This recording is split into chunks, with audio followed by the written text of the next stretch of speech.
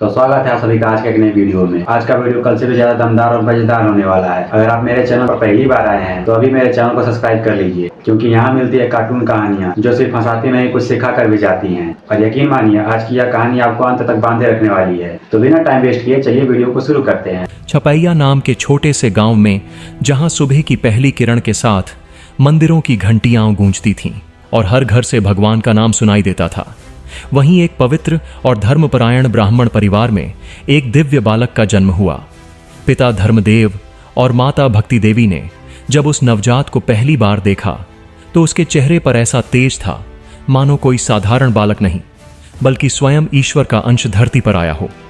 गांव के लोगों ने भी उस बालक के जन्म को एक शुभ संकेत माना।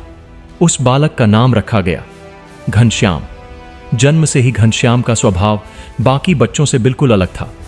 जहां दूसरे बच्चे खेलते कूदते और शरारत करते थे, वहीं घनश्याम शांत बैठकर ध्यान करते, भगवान का नाम लेते और शास्त्रों की बातें समझते। बहुत छोटी उम्र में ही उन्होंने वेद, उपनिषद, रामायण और महाभारत जैसे ग्रंथों का गहरा ज्ञान प्राप्त कर लिया था। गांव के बड़े बड़े पंडित भी उनकी बुद्धि देखकर चकित रह जाते थे। वे कठिन से कठिन प्रश्नों का उत्तर इतनी सरलता से देते कि सुनने वाला दंग रह जाता। कई बार उन्होंने ऐसे कार्य किए जिन्हें लोग चमत्कार मानते थे।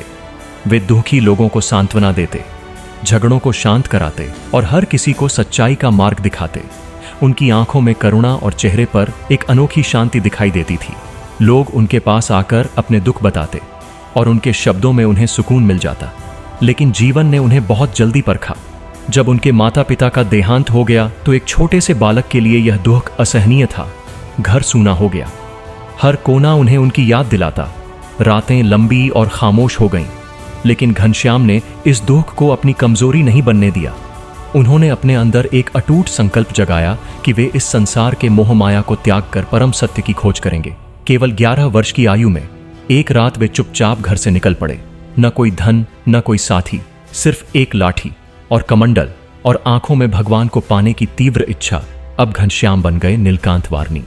उनकी यह यात्रा किसी साधारण यात्रा की तरह नहीं थी, बल्कि यह तप, त्याग और आत्मशक्ति की सबसे कठिन परीक्षा थी। वे घने जंगलों में पहुंचे, जहां हर तरफ अंधेरा और जंगली जानवरों का खतरा था। रात के सन्नाटे में शेर और भेड़ियों की आवाजें गूंजती थीं, लेकिन उनके चेहरे पर भय का नाम तक नहीं था। वे खुले आसमान के नीचे सोते, कभी पत्थरों पर तो कभी जमीन पर। कई दिनों तक उन्हें भोजन नहीं मिलता। भूख से उनका शरीर कमजोर हो जाता, लेकिन उनका मन और मजबूत होता जाता। प्यास से गला सूख जाता, लेकिन वे नदियों और झरनों की खोज करते हुए आगे बढ़ते रहते। नंगे पैर चलते चलते उनके पैरों से खून बहने लगता, लेकिन वे रुकते नहीं। बारिश, आंधी, तूफान और कड़कड़ाती ठंड हर दिन उनकी परीक्षा लेते। हिमालय की बर्फीली चोटियों पर वे घंटों ध्यान में लीन रहते, जहां सामान्य मनुष्य कुछ ही क्षणों में हार मान लेता। कभी वे किसी गुफा में शरण लेते तो कभी खुले आसमान के नीचे ही ध्यान में बैठ जाते। उनकी सांसें धीमी हो जाती और मन पूरी तरह भगवान में लीन हो जाता। उनकी आंखों में एक अद्भुत शांति झलकती जो किसी साधारण मनुष्य में नहीं हो सकती। वे जंगलों में घूमते हुए जड़ी बूटियों को पहचानते, प्रकृति के रहस्यों को समझते और हर जीव जंतु के साथ एक अलग ही संबंध महसूस करते। कभी कोई घायल जानवर उनके पास आता तो वे उसे सहलाते और वह शांत हो जाता, जैसे प्रकृति भी उन्हें पहचानती हो। वे साधु संतों से मिलते, उनसे ज्ञान प्राप्त करते और फिर आगे बढ़ जाते। वे हर जगह एक ही प्रश्न पूछते कि सच्चा धर्म क्या है और भगवान तक पहुंचने का सही मार्ग कौन सा है। एक दिन सुबह सुबह वे एक तेज बहती नदी के किनारे पहुंचे। नदी की धारा इतनी प्रचंड थी कि लोग दूर खड़े होकर उसे देखते थे। कोई भी उसमें उतरने की हिम्मत नहीं कर रहा था। तभी नीलकंठ वर्णी बिना एक पल सोचे उस उफनती धारा में कूद पड़े। लोग चिल्लाने लगे। कुछ ही क्षणों में वे पानी में गायब हो गए। सबको लगा कि अब उनका अंत हो गया। चारों तरफ सन्नाटा छा गया। लोगों के दिलों की धड़कन तेज हो गई।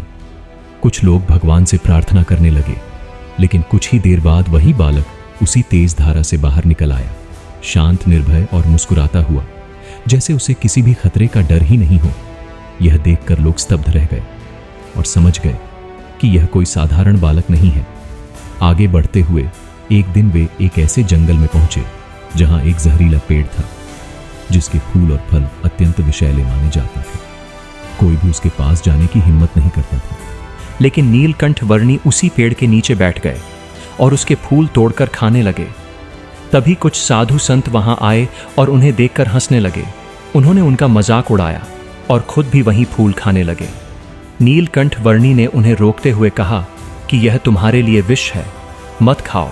लेकिन उन्होंने उनकी बात को हल्के में लिया और फूल खा लिया। कुछ ही समय में उनकी हालत बिगड़ने लगी। उनके शरीर में जलन फैलने लगी, सांसें तेज हो गईं और वे दर्द से तड़पने लगे। अब उन्हें अपनी गलती का एहसास हुआ और वे नीलकंठ वर्णी के चरणों में गिर पड़े। नीलकंठ वर्णी ने करुणा दिखाते हुए उन्हें जल दिया और उनका विष दूर कर दिया। उनके चेहरे पर फिर से जीवन लौट आया और वे समझ गए कि यह कोई दिव्य आत्मा है। इसी प्रकार एक बार वे एक राज्य में पहुंचे जहां का राजा भयंकर पेट दर्द से पीड़ित था।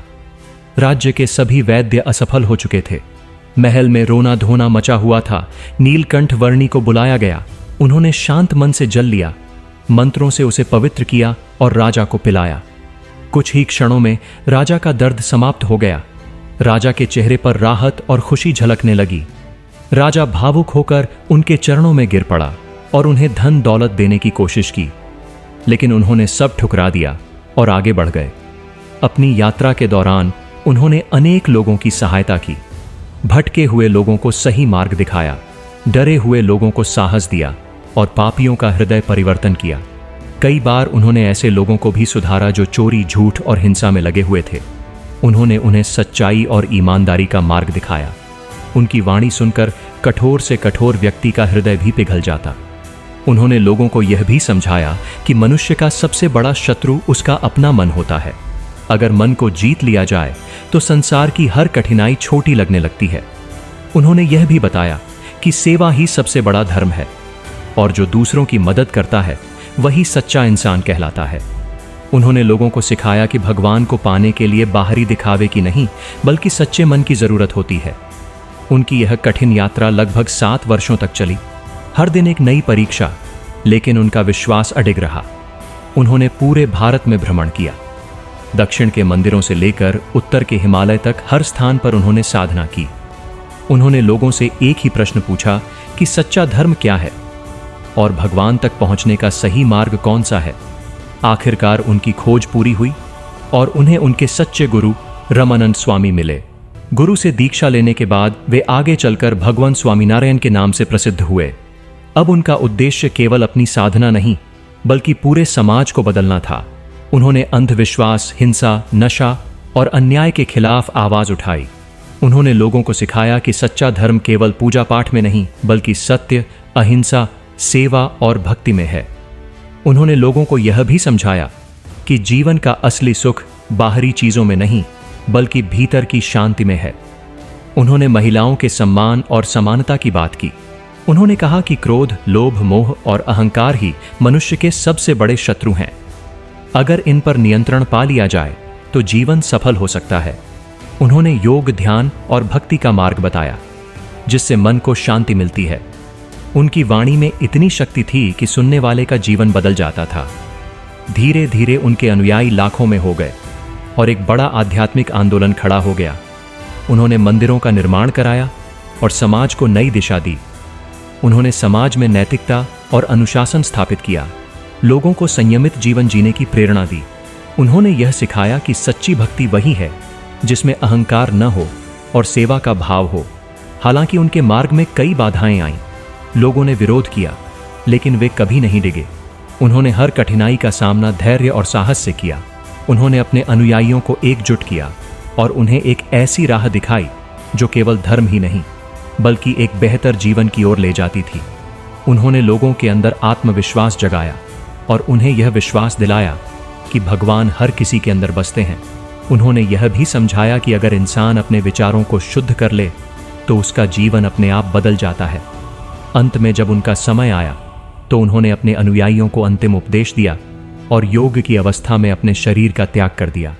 उनका शरीर इस संसार से चला गया, लेकिन उनकी शिक्षा, उनका संघर्ष और उनका नाम आज भी जीवित है। आज भी लोग उनके बताए मार्ग पर चलते हैं और उनसे प्रेरणा लेते हैं। उनकी जीवन गाथा केवल एक कहानी नहीं बल्कि एक प्रेरणा है जो हर उस व्यक्ति को यह सिखाती है कि सच्चा विश्वास, त्याग और निडरता इंसान को महान बना देती है, और जो अपने जीवन को दूसरों के कल्याण में लगा देता है वही इस संसार में अमर बन जाता है। उनकी कहानी हर युग में लोगों के दिलों में जीवित रहेगी और उन्हें सही रास्ता दिखाती रहेगी। उनके जीवन का हर एक क्षण त्याग, संघर्ष और भक्ति का प्रतीक है, जो यह सिखाता है कि कठिनाइयां चाहे कितनी भी बड़ी क्यों न हो, अगर मन में विश्वास और लक्ष्य साफ हो तो इंसान हर बाधा को पार कर सकता है। उनकी वाणी आज भी लोगों के दिलों में गूंजती है और उन्हें यह याद दिलाती है कि सच्चा सुख बाहर नहीं बल्कि हमारे अपने अंदर ही छिपा हुआ है, और जो इसे समझ लेता है वही जीवन के असली अर्थ को जान पाता है। उनकी शिक्षाएं आज भी उतनी ही प्रभावशाली हैं जितनी उस समय थीं जब वे इस धरती पर विचरण कर रहे थे।